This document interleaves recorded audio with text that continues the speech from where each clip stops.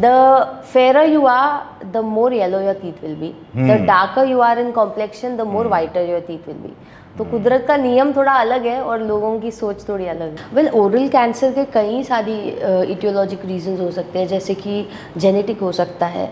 It could be a habit of nicotine exposure through pan masalas, tambacus, or even tobacco exposure by having a lot of these vices. Women prone to cancer, men prone to cancer at early age of their 20s, late 20s, because they are getting used to these substance abuses. अभी मैंने extraction किया है या कोई treatment किया है, I tell them immediately you cannot smoke for at least a week or a month, ताकि वो wound तो heal हो. But people don't listen. Once it's detected after the 4th stage, things are impossible. Honestly, things are impossible to cure because necrosis हो चुका है. necrosis मतलब सड़न हो चुकी है आपके. अच्छा. तो उसको निकालने के अलावा कोई चीज़ बचती नहीं है. आप कहते हैं ना कि सड़ी हुई चीज़ को वापस जिंदा नहीं कर सकते आप. So even if some people have too much of calculus or plaque and they feel जितना जोर से मारो रगड़ूंगा उतना क्लीन होगा, ऐसा नहीं होता है. It's about the right toothbrush. So it's not about कितनी देर तक, it's about how you're doing it. Like I don't date guys who do smoking or alcohol because I've never done it in my life. Like there are a lot of actresses. Madhuri Dixit's smile is a perfect golden proportion smile. Madhuri ma'am ka.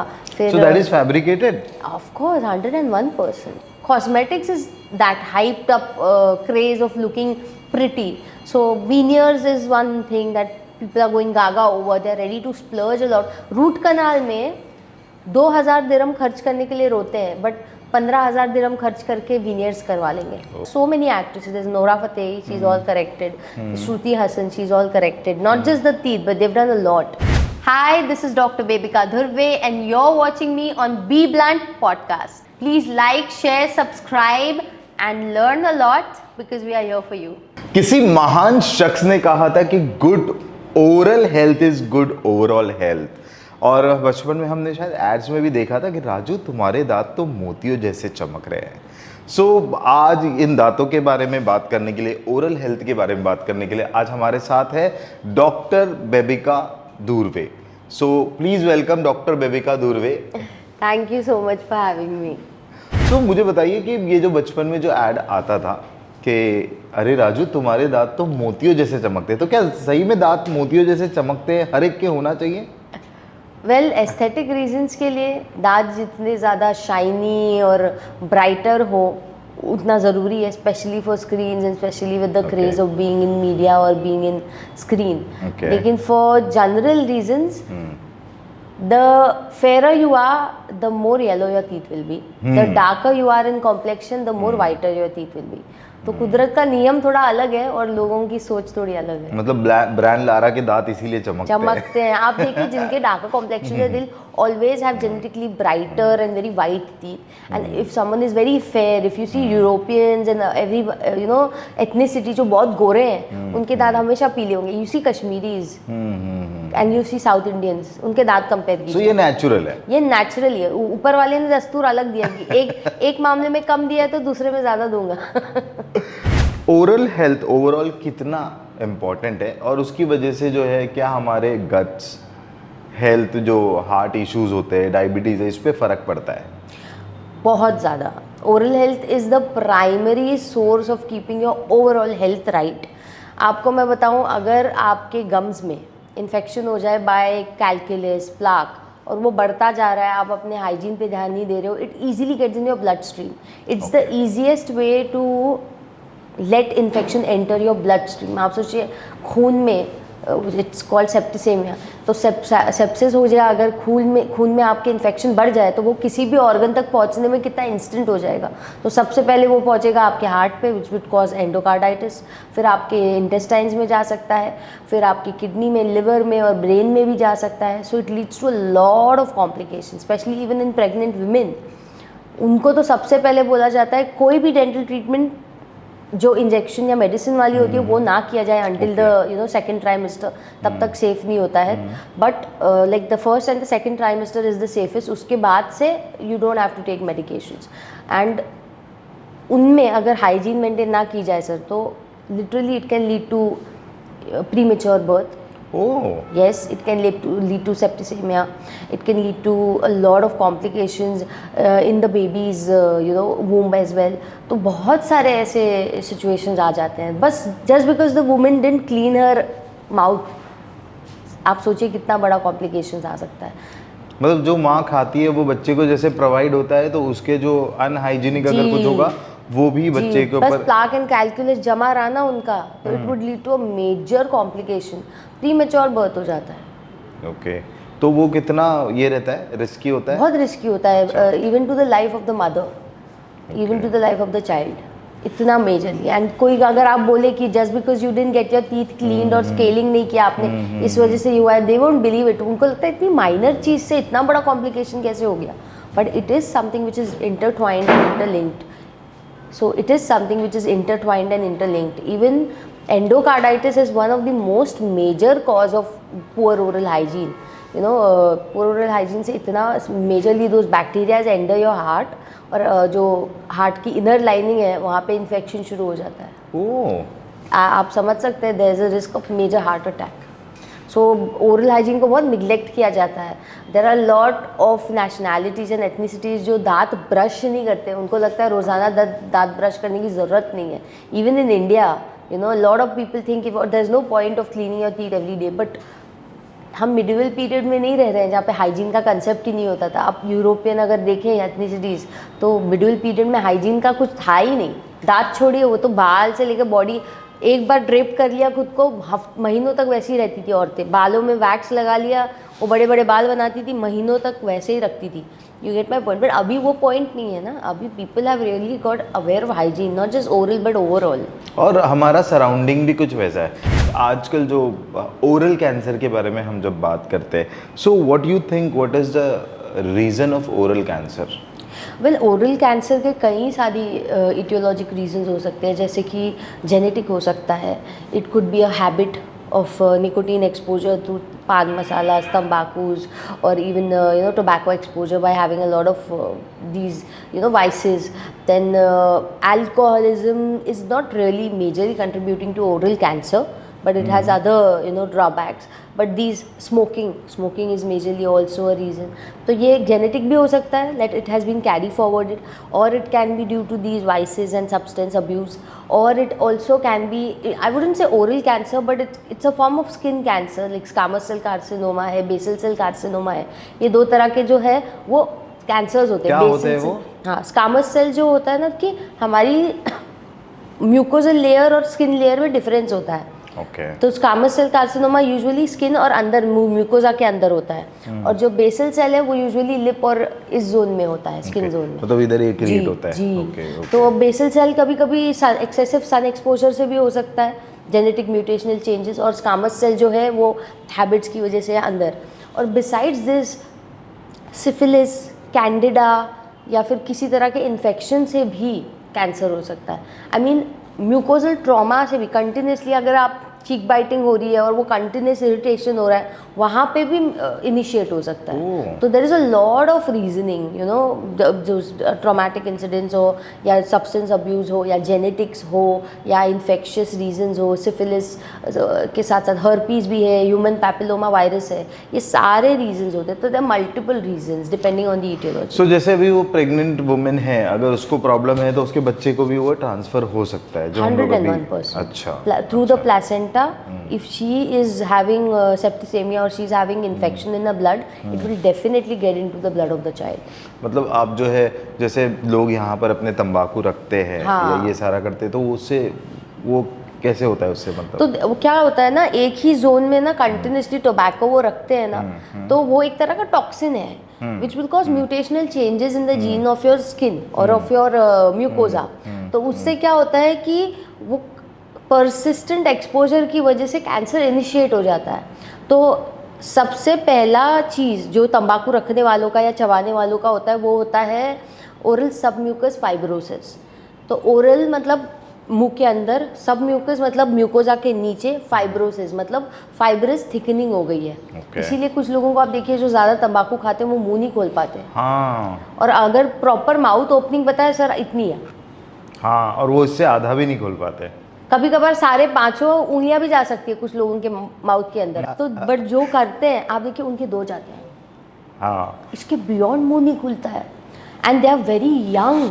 And that is because of what, वो रुक कैसे पान जाता है? मसाला, अच्छा, paan masala, tobacco, khaini, gutkha and all those Rajnigandha, zarda, अच्छा, वो it's been promoted like anything. जैसे candy promote कर रहे हो उसकी ईजीनेस के साथ आप प्रमोट करते हैं, lot of actors promote that, but the adversity of it is major and there is a major population involve. It starts at the age of 12, 15, 15 साल के। I used to work at government hospitals, I was doing my internship in my college, तभी हम लोग को इतने cases of oral submucous fibrosis मिलते थे, insanely. They are 15-year-old, they are not able to open their mouth. Then we give them vitamins, Neurobion 4 देते हैं, फिर we give them muscle relaxants, then we even give them physiotherapy कि balloon फूकते रहो, इसको थोड़ा enlarge करो, इसको थोड़ा loosen करो, तो फिर हम लोग उनको इतनी इतनी therapies देते थे। तो I used to feel so sad, and there are women also. My husband is eating, so I'll also eat. मशीनी लगाना है all. There are women doing all this, and at early age. Women prone to cancer, men prone to cancer at early age of their 20s, late 20s, because they are getting used to these substance abuses. So this is one form of oral cancer also. It's the prodromal phase of oral submucous fibrosis. पहले तो छाले पड़ेंगे और जलन होगी मुंह में, spicy खा लो, कुछ भी खा लो, अचानक से बहुत बर्निंग सेंसेशन, ये प्रीड्रोमल फेज है। उसके बाद धीरे धीरे थिकनिंग होता है एंड इट गेट्स टाइट, फिर धीरे धीरे इतना डिप्राइव्ड हो जाता है that it leads to cancer. मतलब अगर आपके मुंह में छाले हो रहे हैं और आपको खाने की तकलीफ हो रही है तो आपको इमीडिएटली शुरू हो गया है ओरल सबम्यूकस, आपको डेंटिस्ट के पास जाना चाहिए। Yes, go to your dentist. Physicians might not help you. लोगों को लगता है कि अरे मुझे जनरल डॉक्टर के पास जाना चाहिए, बट फिजिशियंस का नहीं है ये काम। It's the oral surgeons, oral maxillofacial surgeons और the oral dental surgeons which would be helping general dental surgeons. क्योंकि यही होता है कि लोगों को ना राइट टाइम पे राइट प्लेस पे राइट डॉक्टर चूज करना बड़ा ही होता है। वो अपने लोकल एमबीबीएस के पास चले जाएंगे, वो बोलेगा अरे वो छाले है, ग्लिसरीन लगा लो या ऐसा कुछ है। उनको आइडिया नहीं आता, when they don't know, it's not their speciality.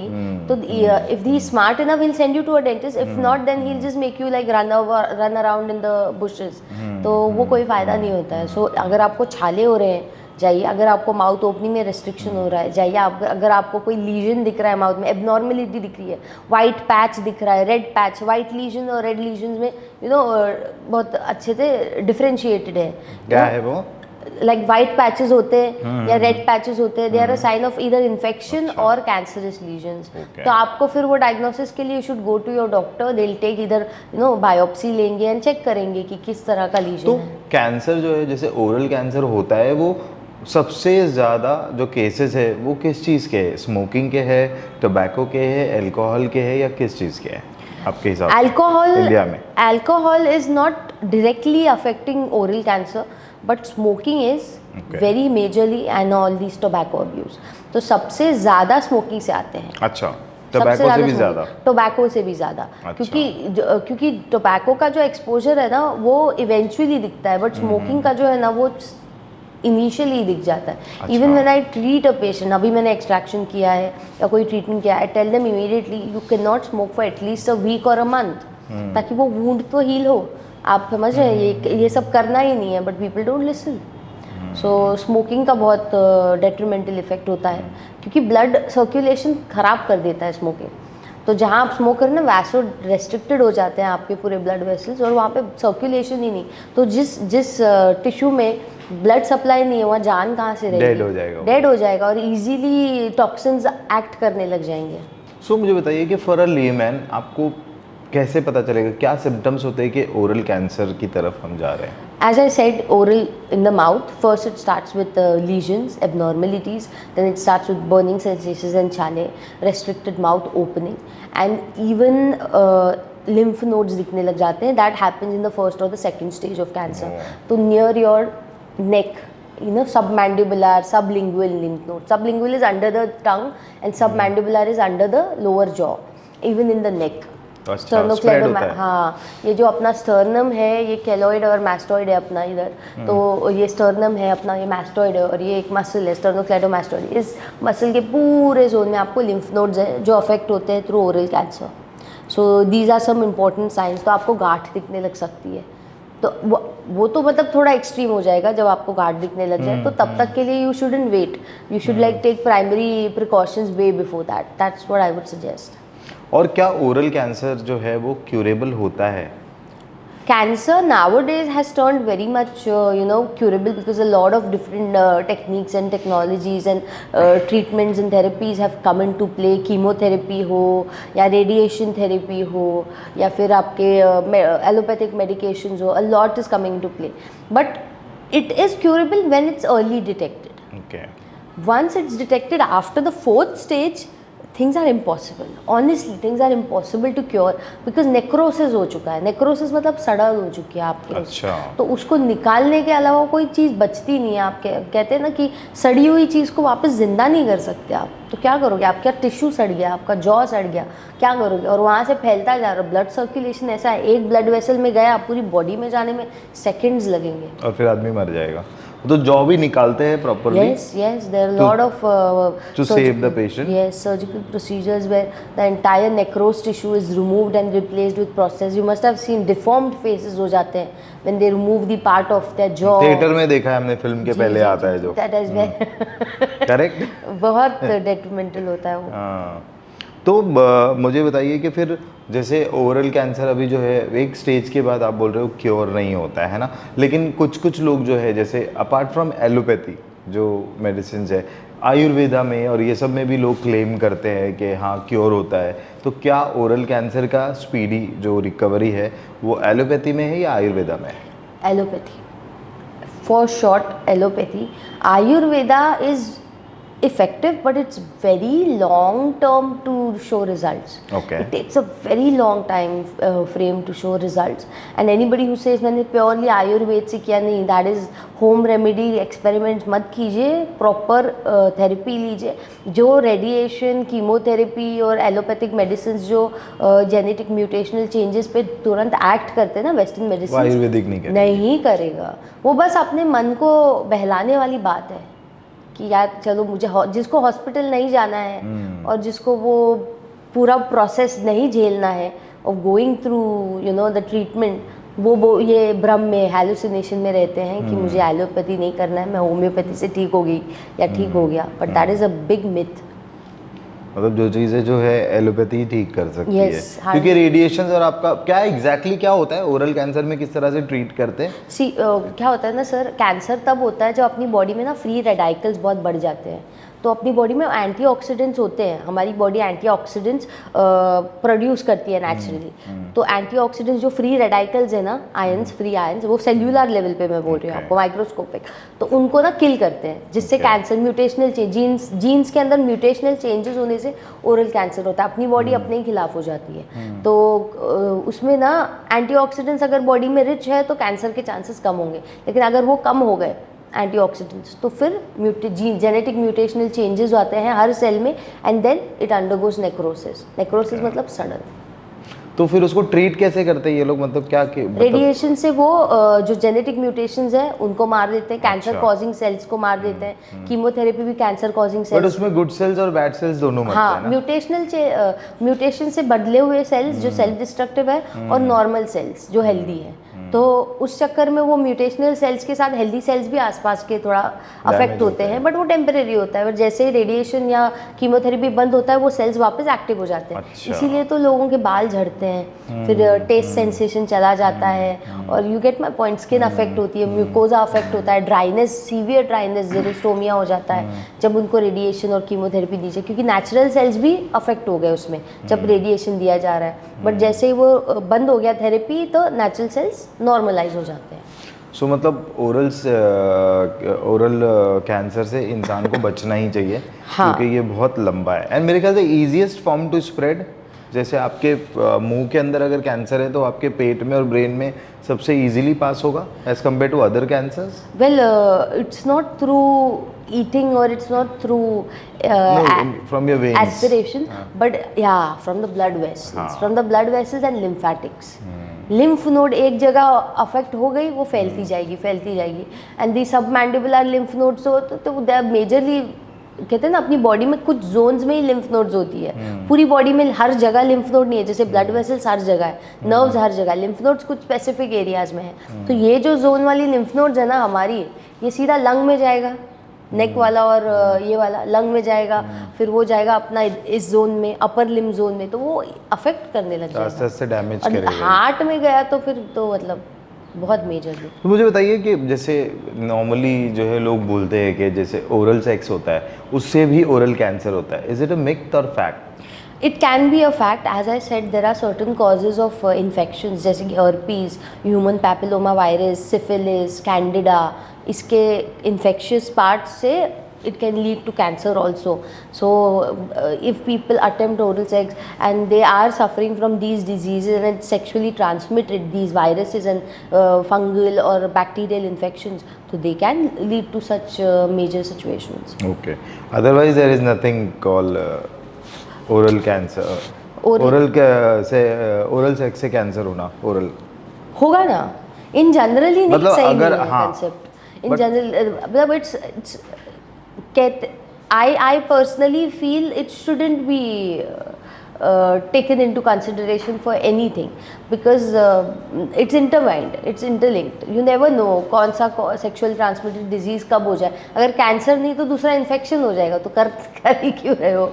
So basic oral hygiene कैसे मेंटेन करें there looking are at few oral steps. Cancer का प्रॉब्लम? और हमारी सारी प्रॉब्लम जो है वो हमारे गट से शुरू होती है मेरे ख्याल से। बोलते हैं ना कि पेट सुखी तो पूरा शरीर हाँ, सुखी, अदरवाइज आप दुखी। what to put inside, so gut भी second stage आता है, first is what you're eating. अच्छा, Yeah, what you're good eating one. is the first step.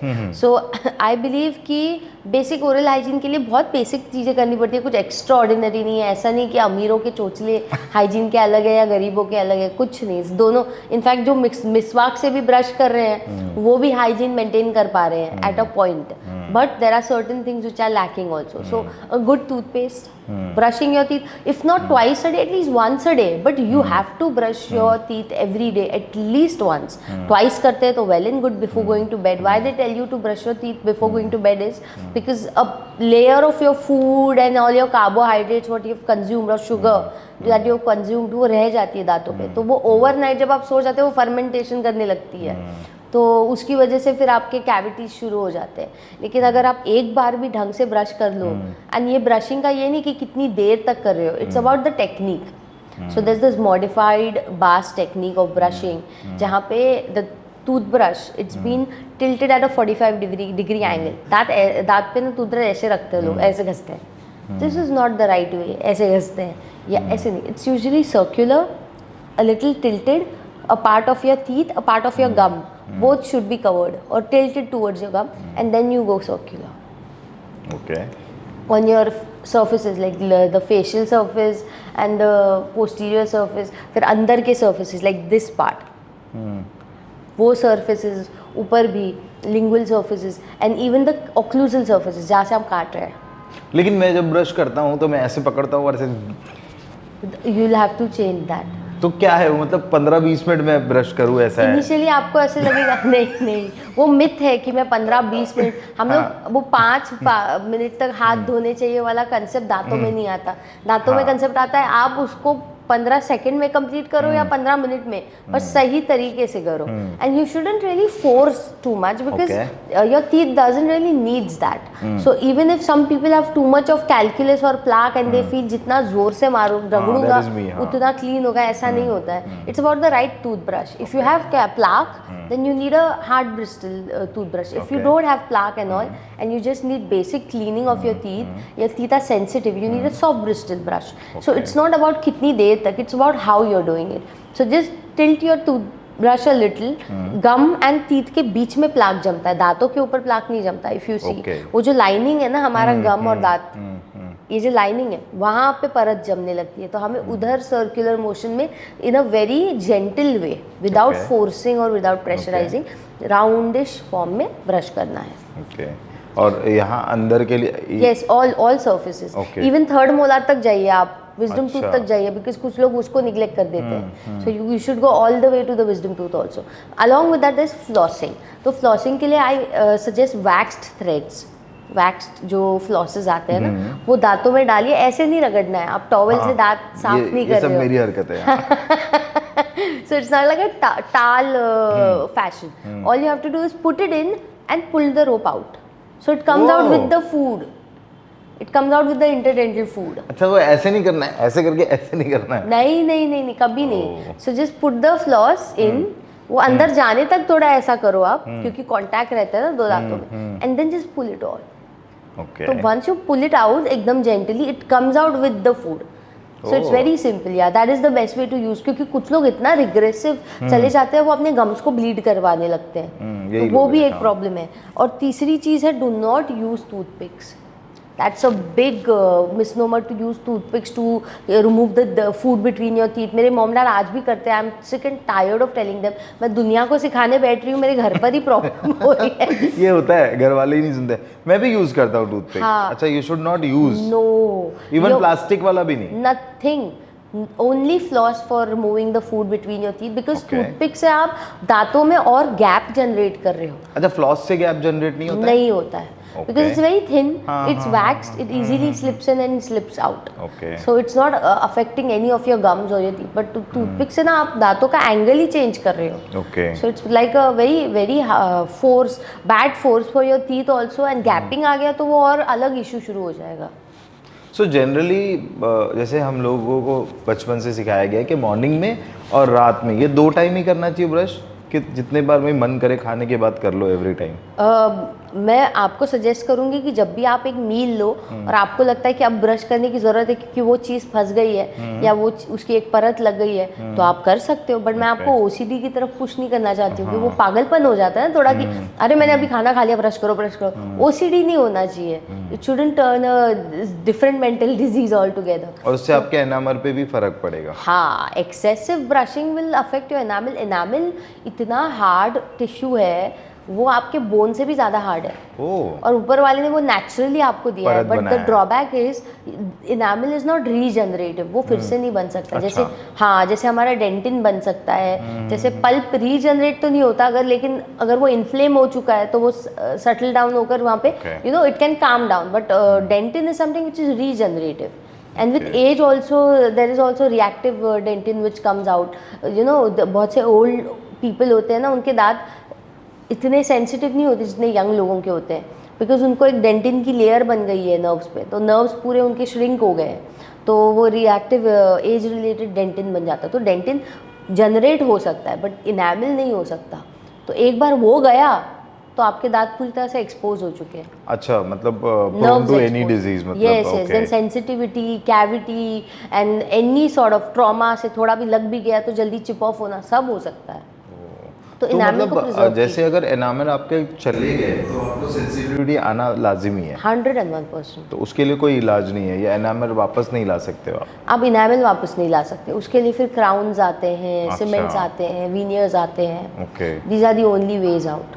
Okay, ताकि वो एक परत बना के उसको प्रोटेक्ट करके। जी, अच्छा, ब्रश करने के बावजूद भी कैविटीज बहुत कॉमन होती है, so what is the reason of it and how to avoid the cavities? So brush करने के बावजूद भी अगर लोगों को कैविटी हो रही है, it's because of the food habits. So primitive time में जब स्टोन एज में लोग रॉ मीट खाते थे तो they use to eat it and pull it out from their teeth at the same time. आप देखिए एक स्टोन एज मैन का जब स्कल मिलता है ना उस ज़माने का, तो उसके में कैविटीज़ ही नहीं उसके दांत में। वो बंदे को ज़रूरत ही नहीं पड़ी कभी ब्रशिंग की भी, वो उसको क्या ही समझ में आएगा स्टोन एज आदि मानव को ब्रशिंग। लेकिन आजकल के ज़माने में the food has turned so sticky, so sugar prone, so rich in carbohydrate, not rich in protein और fibre but more into carbs and sugar and sticky food.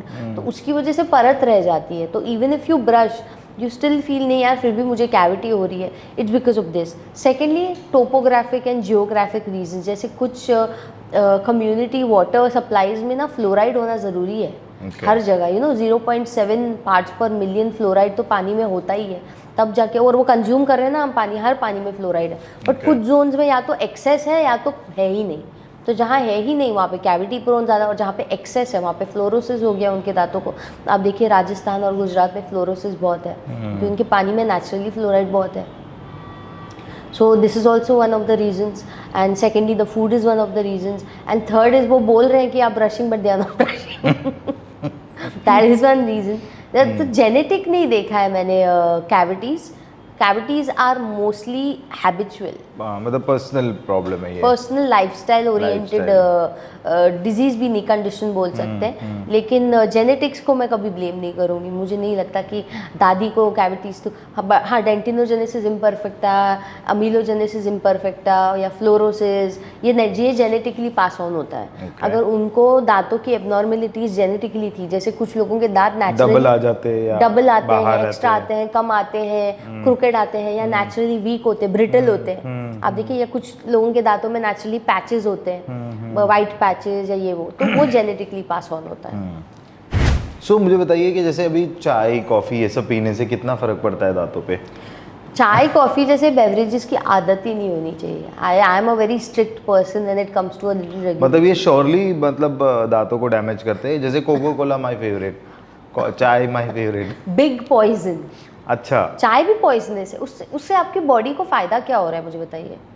आप क्या, उसमें क्या ऐसा है जो फ़ायदेमंद है? मिल्क जा रहा है थोड़ा बहुत, बट उसमें चलिए टी के जो लीव्स है उसके थोड़े बहुत आप बोल रहे हो एंटीऑक्सीडेंट्स जाएंगे ये वो, लेकिन कोई फ़ायदा नहीं है उसका। वो हेल्थ पे, tea has never given any plus point on anybody's health. Gut health ख़राब हो जाती, कॉन्स्टिपेटेड रहते हैं चाय वाले लोग, फिर इतने ज़्यादा मेरे को तो ड्रग अब्यूज़ लगता है चाय सच्ची में, क्योंकि उसके बिना लोग पागल हो जाते हैं। हाँ, मैं भी लेकर बैठा हूँ। तो जैसे जो कोकेन लेने वाले इंसान में और चाय लेने वाले में फर्क क्या रह गया?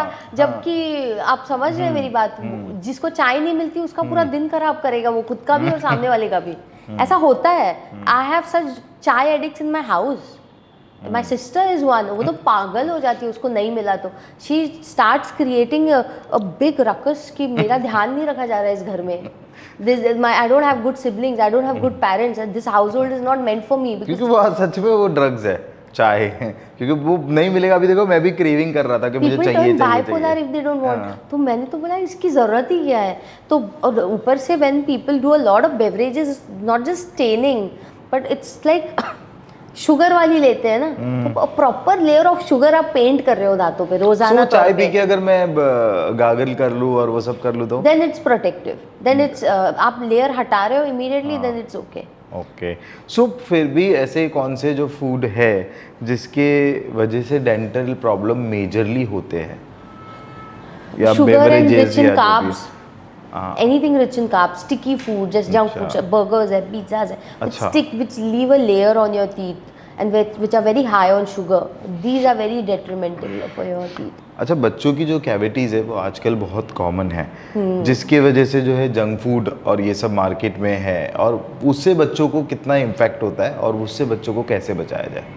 Well, ये जो है ना under the age of 6, which is rampant caries and nursing bottle caries, early bottle caries बोलते हैं। क्या बोलते हैं इसको? अर्ली बॉटल कैरीज मतलब? अर्ली बॉटल या nursing bottle is when the child is fed by the mother, breastfed by the mother or by the bottle of milk.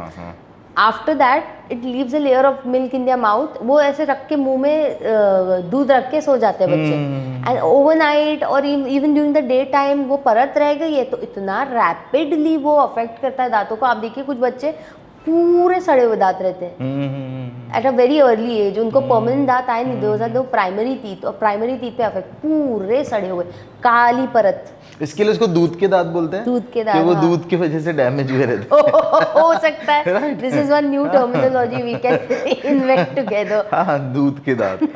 सो उसकी वजह से होता है। और rampant carries early nursing bottle, जब तक वो दूध पी रहा है, जब दूध पीना बंद कर देता है, but before the age of 6 जब उसके दांत होते हैं, स्टार्ट ईटिंग चॉकलेट और समथिंग, उसकी वजह से rampant, very aggressive destruction of teeth due to cavities. That is one issue in kids. But अभी parents are getting a little self aware. पहले ऐसा होता था कि बच्चे को कैविटी हो गई, अरे दूध का दांत है, वैसे भी टूट जाएगा, नया दांत आएगा ना, तब ध्यान रखेंगे। तो 6 to 7 years of age तक ध्यान नहीं देते थे parents. They just used to be very negligent before, but now they have turned a little self aware. We doctors recommend parents कि आपको ध्यान देना चाहिए। So what we do is we do pit and fissure sealants, even for milk teeth, even for permanent teeth. What are pit and fissure sealants? तो हमारे दांत है ना, वो राउंड या स्क्वेरिश और फ्लैट नहीं है। The surface of our teeth, if we see, it's all pointy. There are lines inside. You know, उबड़ खाबड़ है, मोलार है और वैसे हाँ, हाँ। मोलार का शेप अलग है, इसका अलग है। इस पे भी अगर देखें आप, सरफेस फ्लैट नहीं है, ऐसा नहीं है दांत, वो मैमिलियंस है ऊपर। तो वो क्या होता है ना, उसकी वजह से ना खाना जब हम चबाते हैं ना, उन हल्की क्रीक्स में और हल्के लाइंस में खाना अटक जाता है ऑन माइक्रोस्कोपिक लेवल, वहाँ से कैविटी शुरू होती है। So what we do in children is we don't drill it, we are not drilling that. जब नया नया दांत आया, इट्स क्लीन, उस पर कैविटी नहीं हुआ है, we don't drill it, we clean it gently and then we put a sealant. Okay. Sealant की तरह घर की दीवारों की क्रीक में कैसे हम लोग डालते हैं पीओपी या फिर अपना पुट्टी क्या डालते हैं, वैसा एक हल्का एक पैक कर लेयर, देते। हाँ, Okay. तो वो लेयर डाला जाता है। सीमेंट का ही लेयर होता है वो, बहुत माइल्ड सीमेंट, या जीआईसी का भी एक लेयर हो सकता है। प्रॉपर सीलेंट के प्रोडक्ट्स आते हैं, वो पिट एंड फिशर सीलेंट्स बोलते हैं उनको। तो उससे क्या हो जाता है, वो सील हो जाता है। आप कितना भी बच्चा खाए चबाए तो वो क्रीक्स में जा ही नहीं रहा है खाना, तो उसको उसके cavity दांत नहीं safe हो। रहेंगे। बहुत सेफ है। मतलब ये आपको हर बच्चे को ये अपने माँ करना बाप को चाहिए, करना चाहिए। या दे गेट देयर टीथ।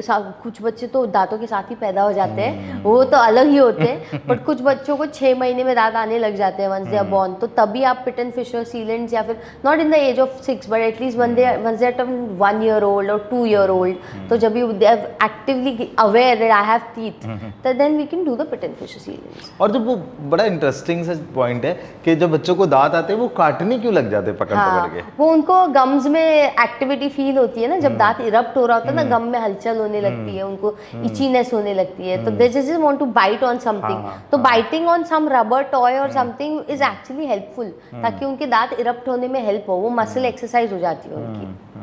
नहीं तो किसी बाजू वाले का हाथ लेकर भी शुरू हो जाता है। Dogs की तरह, even you see dogs when they getting teeth new, how they just want to bite. Puppies are always wanting to bite. So yeah, it happens when they बच्चे है ना, समझ नहीं पा रहे कि हो क्या रहा है, बस दुख रहा है, मेरा जॉ दुख रहा है या फिर इचीनेस हो रहा है उनको। बट जब बच्चों के दांत जब पूरे सड़ जाते हैं तो ऐसा कभी होता है कि उनको भी ओरली कोई हाई रिस्क प्रॉब्लम या डिजीज हो सके? डेफिनेट। तो अगर कोई क्योंकि मैं abscess- इसीलिए पूछ रहा हूँ क्योंकि माँ बाप बोलते हैं ना कि अरे अभी तो दूध के दांत है, सड़ गए तो कोई बात नहीं, चले जाएंगे। तो क्या उतना मतलब केयरलेस होना चाहिए या उसके ऊपर अटेंशन देना चाहिए? डेफिनेट अटेंशन देना चाहिए, क्योंकि बच्चों के जो ब्लड सर्कुलेशंस होते हैं दांत के अंदर, जो पल्प होता है वो बहुत रिएक्टिव होता है। अडल्ट दांत पे अगर इन्फेक्शन हो जाए तो उसको इन्फेक्शन को बढ़ने में वक्त लगेगा, बच्चे का ऐसे इन्फेक्शन फैलेगा। तो जरा आज कैविटी है, अगले दिन एब्सेस दिखने लग जाएगा आपको, अगले ही कुछ दिनों में एब्सेस। तो वो एब्सेस आया, प्राइमरी दांत के नीचे एब्सेस आया है, पस जम गया है, उसके ऊपर ही परमानेंट दांत आ रहा है, वो बोल रहा है भाई तू क्या कर रहा है, मैं इज्जत से बाहर आना चाहता हूँ, तूने ये क्या भसड़ मचा रखी है, अब मैं क्या कैसे हट लूँ। और वो भी अफेक्ट हो सकता है ना, वो भी तो कैविटी के साथ बाहर आ सकता है, क्योंकि ऑलरेडी उसको बैक्टीरिया का पूल मिल गया है with in the bone before coming out, तो वो भी सड़ के बाहर आएगा कि लो तुम्हारे कारस्तानी मुझ पर भारी। स्पेसिफिकली जो इन्फेंट के लिए अलग टूथपेस्ट आया हुआ है और हम लोगों के लिए अलग टूथपेस्ट आया हुआ है, तो इवन एक अभी टीथ वाइटनिंग जैसा कुछ टूथपेस्ट का स्कैम जैसा चल रहा है कि भैया ये टूथपेस्ट लगाओ तो आप वाइटनिंग हो जाएगा। फिर एक समय था जब डेंटल इंडस्ट्री ने बोला था कि charcoal is harmful for your teeth, but अब कोलगेट ने अपने इसमें चारकोल लिया है। तो ये टूथपेस्ट कैसे चूज करे, मतलब फ्रॉम किड्स टू अस? सो सबसे ज़्यादा तो इम्पॉर्टेंट इंग्रेडिएंट्स जो टूथपेस्ट में होने चाहिए वो कुछ बेसिक इंग्रेडिएंट्स होते हैं, जैसे कि फ्लोराइड होता है, ह्यूमेक्टेंट होता है, डिटर्जेंट होता है, फिर इसमें फ्लेवर्स होते हैं एंड इवन डिटर्जेंट होता है। डिटर्जेंट तो साफ रखने के लिए। अच्छा। हाँ, तो डिटर्जेंट एजेंट्स होते हैं, जैसे अपना सोडियम लॉरेल कार्बोनेट जो अपना सोप के अंदर होता है ना, वही सब्सटेंस। हाँ, सर्फ एक्सेल वाला। हाँ नहीं सर्फ नहीं, बट डिटर्जेंट इंग्रेडिएंट जिससे क्लीनिंग हो, सरफेस क्लीन हो जाए। जो साबुन में मतलब वो अलग होता है दांतों में, वही बेसिक इंग्रेडिएंट, बट टूथपेस्ट में इन अ डिफरेंट वे। तो ग्लिसरीन होता है ताकि वो इजीली फ्लो करे, और उसमें ये होता है अपना सिलिका होता है, वो एब्रेसिव होता है ताकि वो अच्छे से घिस पाए, एब्रेसिव इफेक्ट ला पाए और क्लीन करे सरफेस को। फिर उसमें सबसे इम्पोर्टेंटली फ्लोराइड होता है। तो फ्लोराइड जो अडल्ट है उसके टूथपेस्ट में 1000 to 1200 पार्ट्स पर मिलियन होना चाहिए, और बच्चों में 500 से ज़्यादा बच्चों में नहीं होना चाहिए। पार्टिकल साइज बोलते हैं इसको, पार्टिकल साइज बोलते हैं, पार्ट्स पर मिलियन नहीं, particle size is size of the particle microscopically. अच्छा। पार्ट्स पर मिलियन इज द बोलते हैं क्वांटिटी। अच्छा।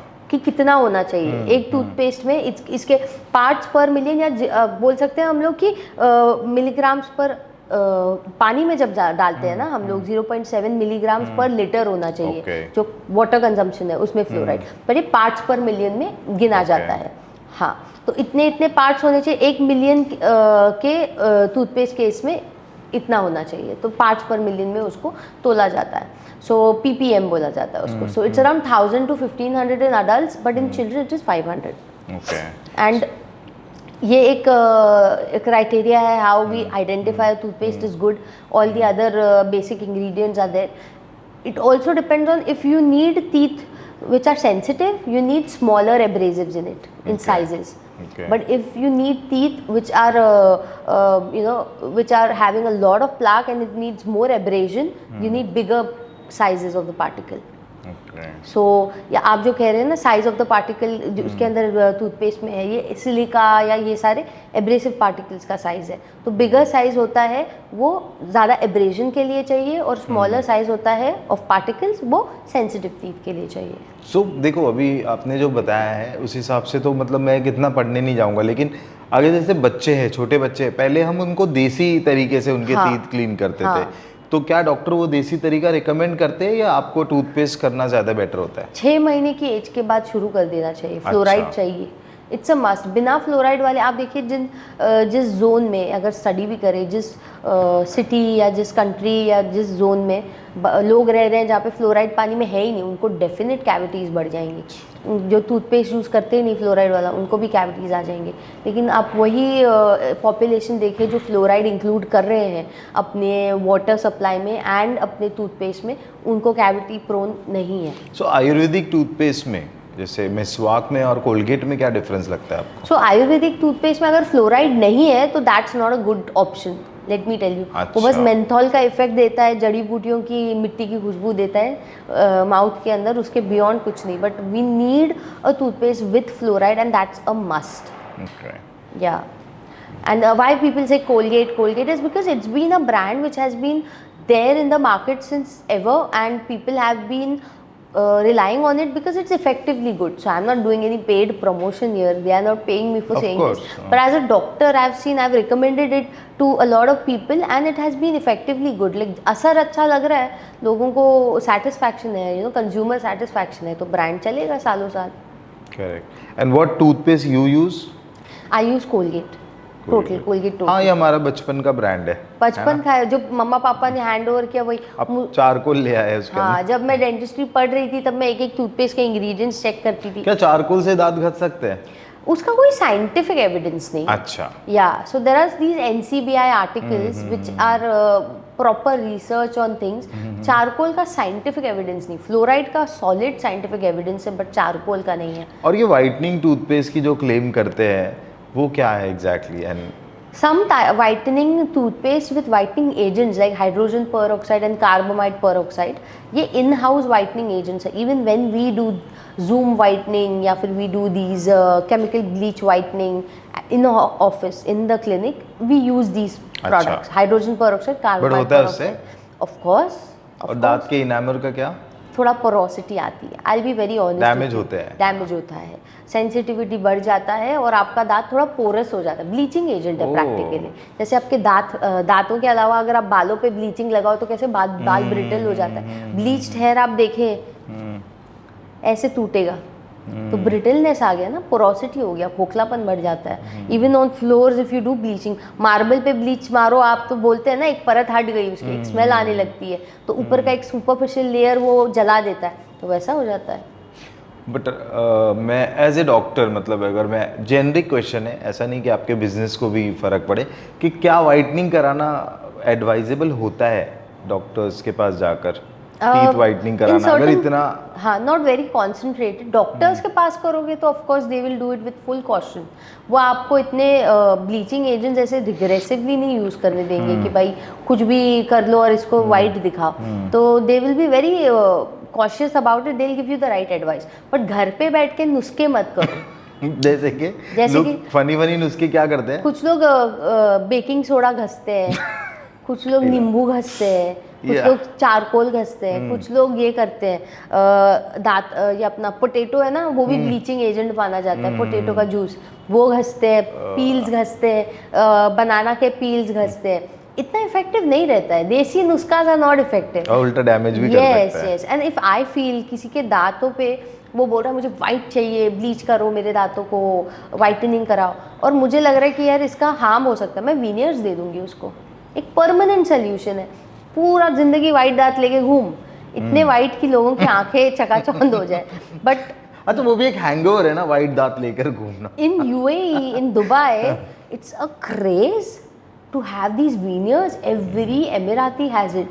They'll spend like 20,000, 15,000 dirham, which is like 4 से 5 लाख का खर्चा करेंगे, पर करके लेंगे, और वो अलग ही दिखता है, वो it doesn't looks like a normal person. और फिर कुछ भी खाओ कोई प्रॉब्लम नहीं है। पहले तो बहुत क्रेज था Protection एकदम आ गया वाइट ना। वाला, बट अभी थोड़ा उनको सेंसिबल अकल दे रहे हैं हम डॉक्टर्स। मैं भी कहती हूँ कि भाई इतना वाइट मत लेके घूम के एबनॉर्मल लगे, तो थोड़ा नेचुरल भी लगना चाहिए ना। अंधेरे में लाइट की तरह च्युइंगम का add. It's scary, yeah. I swear it's very scary. It's not nice. And when they're talking to you, like it's intimidating. So yeah, we have. You कि should दांत have. दिखा के बात कर। हाँ, And जानबूझ के कैसे हो करते हैं. आप? I'll tell you. अच्छा। Yeah, I'm in this industry. Every other actor who has done it, they'll force smiles in every situation. When it's not Like? even necessary. जबरदस्ती का हंसेंगे, जबरदस्ती का laughter देंगे, just to flaunt their expensive teeth. That's how they'll talk. It's become They'll talk like this only. सो मुझे बताइए कि particle size कितना इंपॉर्टेंट होता है टूथपेस्ट के लिए? As I said, कि depends on the need of the abrasion. Okay. So if it's a big particle size, then it will be very abrasive. If it's a small particle size, it's good for sensitive teeth जहाँ abrasion की ज़्यादा ज़रूरत नहीं है. So it depends on the condition of the patient and also requirement. Okay, so mouth wash की हम जब बात करते हैं, जैसे है ना बहुत सारे जो लोग होते हैं उनके मुंह से स्मेल आती है, बैड स्मेल जिसको बोलते हैं, वो कैसे आती है, वो क्या रीज़न है उसके? जनरली इवन हार्ट पेशेंट में भी मैंने देखा है कि ना उनकी सर्जरीज के बाद या उसके बाद। और माउथ वॉश कितना हेल्पफुल है या रिस्की है? See, mouth wash पहले हम लोग बैड ब्रेथ पे आते हैं। जी, बैड ब्रेथ के बहुत से कॉजेज होते हैं। एक तो of course poor oral hygiene. Secondly, a lot of people believe that brushing your teeth does not involve brushing your tongue. Even when I was in my show, I've lived in a TV show into a standard zone like Big Boss. वहाँ पे Jad literally came up to me and told me, "You're brushing your tongue. What are you doing?" I'm doing this, and he's like, "Why would you do this?" He doesn't knows the concept of brushing his tongue, and I'm amused. And he said, "I've met many dentists. Nobody told me." I'm like, "How come nobody told you?" That is a part of your oral hygiene. अगर आप अपने दांतों को साफ कर रहे हैं, आपके ज़बान पे हर दिन एक परत लग रही है, खाने की परत दांतों पे चिपक के ज़बान पे भी, और वो रहती जाती है। आप दांत साफ करें बट वो रह गई, that is one form of halitosis, and eventually it will lead to candida. So that is one thing. Secondly, it also can be internal, such as your gut. If your gut is not healthy, all that gases and all that food particles, they will radiate out through your mouth na. So if somebody is eaten fish, it's very evident उनका एक bad smell रहेगा. If somebody is immensely dehydrated and they don't drink water and their gut is not flushed, bad smell रहेगा. If someone is constipated and you know their gut is not in a good state, वो दिखेगा उनके mouth से. And somebody is going through fever और कफ, तो वहाँ कफ जमा हुआ है थ्रोट में, तो उसका एक स्टिंक आएगा. तो ये एक रीजंस भी होते हैं. And when you are telling me heart patients, immunocompromised patients are the right terminology, because not just heart but any other disease, even cancer भी हो, कैंसर में म्यूकोसाइटिस, ड्राई माउथ भी halitosis का एक रीज़न हो सकता है. तो इम्यूनोकॉम्प्रोमाइज जो सिचुएशन होती है ना, जहाँ इम्यूनिटी उनकी बहुत कम हो चुकी होती है, तो उनका सलाइवा कम हो चुका होता है, माउथ ड्राई हो चुका होता है, गोइंग थ्रू ट्रीटमेंट, तो सलाइवा में ना कुछ हेल्दी बैक्टीरियाज होते हैं, not bad but the healthy ones which is keeping your oral flora in a good state, वो भी कम हो चुके होते हैं, तो ईजी बैक्टीरियल इन्फेक्शन हो जाते हैं. आप देखिए हॉस्पिटलाइज्ड पेशेंट में कैंडिडा होने का चांस ज़्यादा है, क्या कैविटीज़ होने का चांस ज़्यादा है, किसी तरह का बैक्टीरियल इन्फेक्शन होने का चांस ज़्यादा है, क्योंकि इम्यूनिटी कम हो गई है, और जहाँ इन्फेक्शन हो गया वहाँ बाज भी आएगा. So these are multiple reasons why halitosis happens. सो मतलब आपके अगर गट में इशू है और वो अगर आपके ऊपर माउथ के अंदर या जबान पे जा रही है तो ऑटोमेटिकली वो अंदर भी आपके टीथ के आपके पूरे यूनिवर्स को मतलब ओरल Affect यूनिवर्स को करेगा। अफेक्ट करेगा and it could Absolutely. Lead to any worst condition also in future coming time. Yes, yes, definitely. One infection starting off would lead to another. So we need to combat it in the primary. Like precautions are better than sitting and curing it. So precautions ही ले लीजिए आप. And what about mouthwash, मतलब how you look at mouthwash use? Mouth washes are recommended not to be used more than 2 weeks Oh, continuously, especially in patients. Honestly, excessive mouth wash use करना भी आपके दांतों के लिए और mouth के लिए अच्छा नहीं ये होता है. होता क्या है? मतलब जैसे अभी हम बाहर जा रहे हैं या गर्लफ्रेंड से मिलने, मेजरली लोग गर्लफ्रेंड से हाँ, मिलने जाते हैं हाँ. तो ये करते हैं कि ऐसे हम वो कर लिया और वो कर लिया, तो वो कितना मतलब लॉन्ग टर्म के लिए आपके माउथ को डैमेज कर रहा है या अच्छा है? कर सकता है वो. अच्छा. Staining, mouth washes can cause lot of staining of your teeth. अच्छा. Let me tell you, they are very strong with fluoride and these menthols. So they cause permanent staining on your teeth. So they shouldn't be really used more than 2 weeks. तो everyday using नहीं कर सकते हैं mouth wash. I would personally recommend. It's only needed in certain situations. But instant आपको refreshed breath चाहिए तो these mints and chewing gums are good option. A small, as compared to yeah, a small pill of mint is better compared to mouth washing. I wouldn't say every day it's necessary. I don't use mouth washes every day, not at all. मतलब ऐसे कोई patient आया आपके पास जिसको mouth wash की वजह से problem stains देखे हैं मैंने. अच्छा. स्टेनिंग देखी है. और एंड यू नेवर नो अगर करते करते वो कितना इंजेस्ट कर रहे हैं, वो भी एक रिस्की फैक्टर है. और वो इतना ज्यादा Strong हो तेज और जाता है, स्ट्रांग होता है कि हाँ. पूरा मुंह आपका जलने लगता है. जलने तो वो लगता कहीं ना कहीं आपके स्किन को अंदर की जो अंदर की स्किन आपकी बहुत म्यूकोजा और आपके इंटेस्टाइनल को अफेक्ट कर सकता है.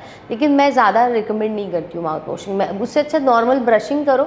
माउथ वॉश मैं उन पेशेंट्स को देती हूँ जिनका मैंने अभी एक्सट्रैक्शन किया है और उनका वो घाव है ना भर रहा है, लेकिन मैं चाहती हूँ कि कोई इन्फेक्शन ना हो. ब्रश नहीं कर हाँ, सकते. एंटीबैक्टीरियल होता है ना mouth wash. It's very high on antibacterial qualities. तो उसमें मैं कहती हूँ कि माउथ वॉश आप हफ्ते भर 2 हफ्ते भर यूज़ कीजिए ताकि आपका माउथ है ना एकदम फ्लोरा एंड फौना आपके माउथ का अच्छा रहे.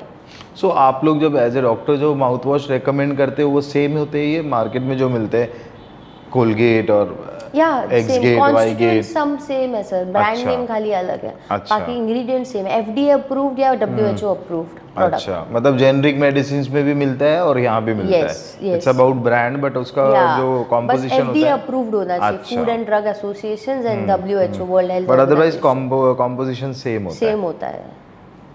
और बैड टूथ्स के लिए जो है अभी ऑप्शंस क्या है, मतलब ट्रीटमेंट के ऑप्शंस क्या है? बैड टूथ मतलब द थिंग इज किस तरह का बैड टूथ है. कैविटी प्रोन है, ब्रोकन अलग टूथ अलग है. अलग अलग तरीके के होते हैं. So- जो so it's किसी को पेन करता है, किसी का. I tell you since the beginning. So पहली चीज अगर किसी दांत को अफेक्ट होती है कैविटी. कैविटी के लिए there is always an alternative which is filling. अगर वो कैविटी चला गया है beyond the filling remedy, it has gone to the pulp और the dentin and it is causing pain. So this could be reversible pulpitis. Initial reversible pulpitis जैसे कि उसके blood vessel तक पूरी तरह से नहीं गया है, बस पल्प को इरिटेट करने लगा है. Then what you can do is you can remove that cavity, put a little sealer और put a little soothing agent, एक बेस डाल के फिर सीमेंट डाल सकते हो. लेकिन अभी वो पल्प में इन्फेक्शन कर चुका है, वेन्स तक पहुंच चुका है, तो उसको बोलते हैं इरिवर्सिबल पल्पाइटिस. अच्छा. फिर वो जो है वो पूरा पल्प के अंदर, दांत के पल्प के अंदर जाके और डीप जा रहा है. तो उस सिचुएशन में इरिवर्सिबल हो गया है तो उसका फिर अपने को रूट कनाल करना पड़ेगा. तो उसमें हमको ब्लड वेसल ही निकालनी पड़ेगी, पल्प निकालना पड़ेगा पूरा दांत का, और वहाँ बेसिक फिलिंग्स करके टिल द रूट फिलिंग्स करके कैप बिठानी पड़ेगी. अगर इरिवर्सिबल पल्पाइटिस के बियॉन्ड अपाइकल पेरियोडोंटाइटिस, जैसे नीचे दांत के रूट के नीचे जाके पूरा बोन के पास इन्फेक्शन हो रहा है, उसका भी रूट कनाल हो सकता है. Okay. उसके बियॉन्ड एब्सेस हो गया और इन्फेक्शन बढ़ गया और पस भर गया दांत के नीचे, और दांत इतना अफेक्ट हो गया कि मोबाइल हो गया है. अभी कोई फायदा नहीं है उस दांत को रख के पूरी तरह से, तो फिर वो निकालना बट ये कंडीशन आती है, पस वस हो जाता है अंदर, आती है. तो पूरा मुंह के अंदर पस और वो सारा कुछ हाँ, होता बहुत अफेक्ट होता है. तो वो एब्सेस से सूजन होती है और साइनसेस में भी फैल सकता है आसपास के जोन्स, और कभी कभार इतना एक्सट्रीम होता है लिम्फ नोड्स तक चला जाता है. मतलब लोग इस हद तक रुकते हैं. आप सोचिए, people are waiting until it affects so much, and that is so detrimental, that is so bad for the health. How could you wait until a cavity turns into an abscess?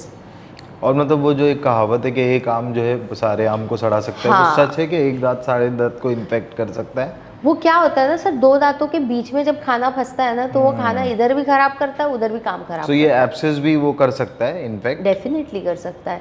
So abscess होने के बाद भी it can be either एंडोडोंटल और periodontal, या तो आपके gums में infection है जो दांत के अंदर चला गया और दांत को भी मार दिया, या तो दांत में इन्फेक्शन था जो गम्स में चला गया और गम्स को भी अफेक्ट कर दिया। जैसे दांत आप लोग निकालते हो, जैसे दांत निकाल दिया उसको फिलिंग करके बंद करते हो, इमीडिएट आप दूसरा दांत आर्टिफिशियल लगा सकते हो, मतलब क्रिएट करने के बाद? हो सकता है इमीडिएट, उसको कहते हैं इमीडिएट इम्प्लांट्स या फिर ब्रिजेस तो या आरपीडीज। तो these are certain treatment remedies of crowns.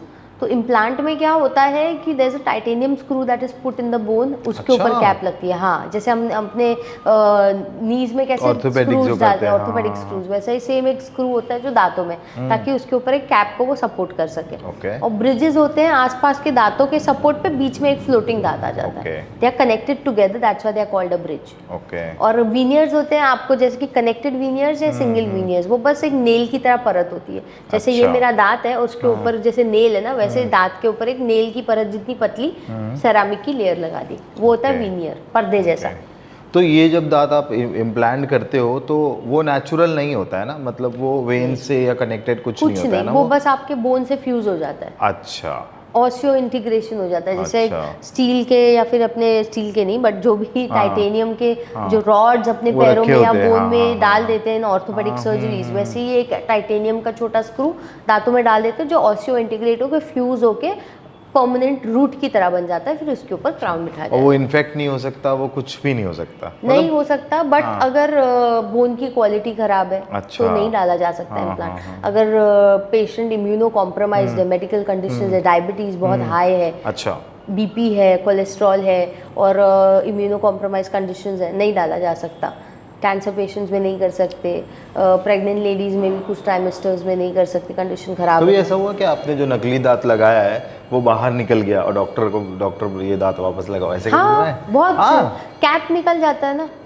नकली दांत मतलब आप इम्प्लांट की बात कर रहे हैं? प्रॉपर इम्प्लांट की बात। इम्प्लांट पूरा बाहर आ जाना बहुत ही रेयर सिचुएशन है। वो उस सिचुएशन में है कि मतलब पेशेंट का बोन इतना खराब है कि मतलब सॉफ्ट हो गया है बोन या इन्फेक्ट हो गया है, वो बहुत रेयर सिचुएशन है कि इम्प्लांट बाहर आ गया, रेयरेस्ट से रेयरेस्ट। अच्छा। बट इम्प्लांट फेल होने के चांसेस होते हैं when the medical condition is bad, the bone condition is bad, or it's not placed right, it's not placed in the right angle, or the treatment planning is not done right, तो होते हैं failures. For that reason you need expertise like you. Yeah. मतलब you need a right doctor. Yes, I've done fellowships in implants. I've done like more than 160 implant cases by far. तो हम लोग को थोड़ा अकल रहता है. But अभी भी sir, even though I've done so many cases of implants, मैं full mouth rehabilitations या multiple unit of implants नहीं करती. मैं single और simple cases करती हूँ अभी भी. Even though I've got good experience now, because I like to keep it simple and nice.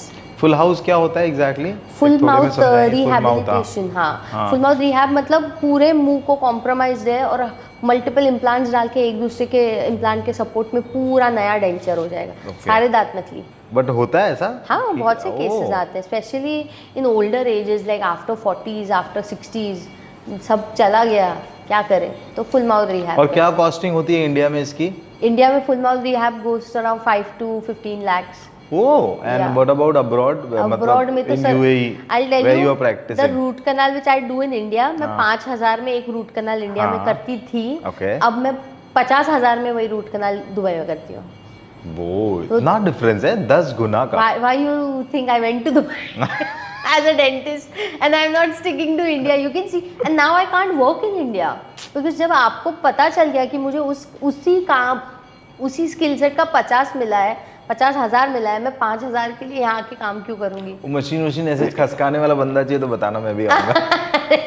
नहीं भी तो ओके। और वहाँ पर जैसे अभी मेडिकल इक्विपमेंट्स की बात करो तो इंडिया और यूएई में क्या डिफरेंस है आपके हिसाब से? ये जनरली मैं ऐसे ही पूछ रहा हूँ। वेल, इंडिया में भी बहुत हाईटेक है। देयर आर क्लिनिक्स हियर जो मॉडर्नाइज डेंटिस्ट्री को बहुत प्रायोरिटी दे रहे हैं and best possible technical equipments ला रहे हैं। वहाँ पे सेम ही है, बोलूँ तो सेम ही है सब कुछ, इट जस्ट डिपेंड्स आप कैसे प्रैक्टिस करना चाहते हो।